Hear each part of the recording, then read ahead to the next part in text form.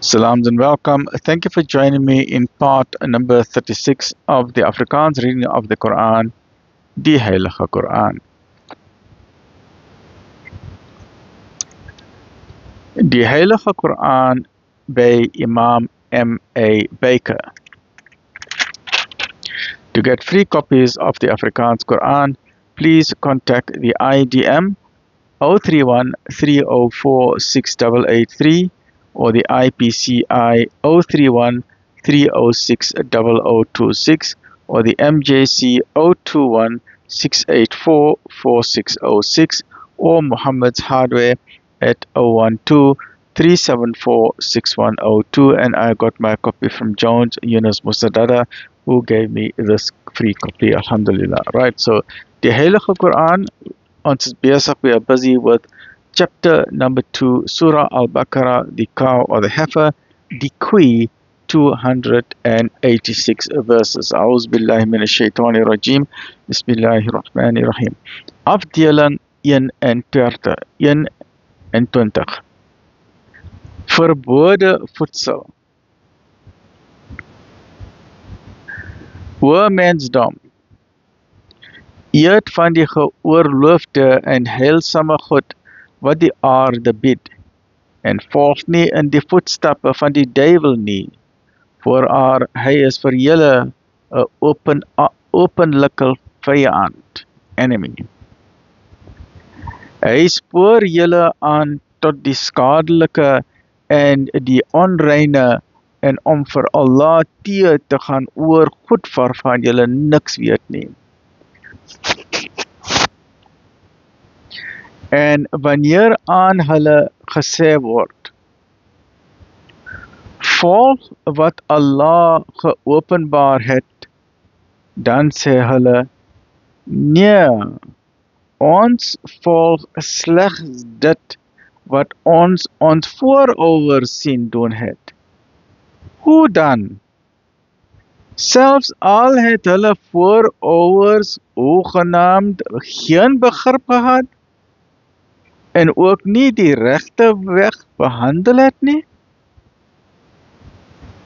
En die gelykenis van die ongelowiges is soos 'n man wat roep na iets wat niks ander verstaan as 'n uitroep en 'n geskree nie. Doof, stom en blind is hulle en begryp daarom niks nie. O gelowiges, eet van die heilsame goed waarvan ons julle voorsien het, en betuig dank aan Allah indien julle hom alleen aanbid.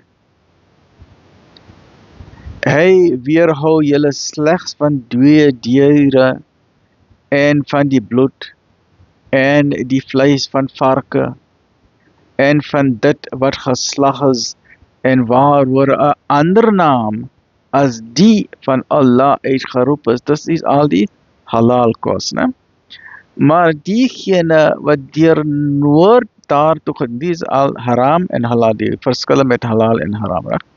Maar diegene wat deur noord daartoe gedwing is en dit nie begeer het nie, en dus geen oortrede is nie, is daar geen blame nie. Voorwaar Allah is vergewensgesind, genadevol. Hy wat enige iets van die boek wat Allah geopenbaar het, verberg en dit vir 'n geringe prys verruil, sal sy buik met niks anders as vuur vul nie. En op die heropstadingsdag sal Allah nie met hulle praat nie, en ook nie louter nie. Op hulle wag 'n smartlike straf. Dit is hulle wat dwaling verleiding verruil en kastyding vir vergifnis. Hoe groot is hulle baladigheid om die vuur uit te dag? Dit is omdat Allah die boek met waarheid geopenbaar het.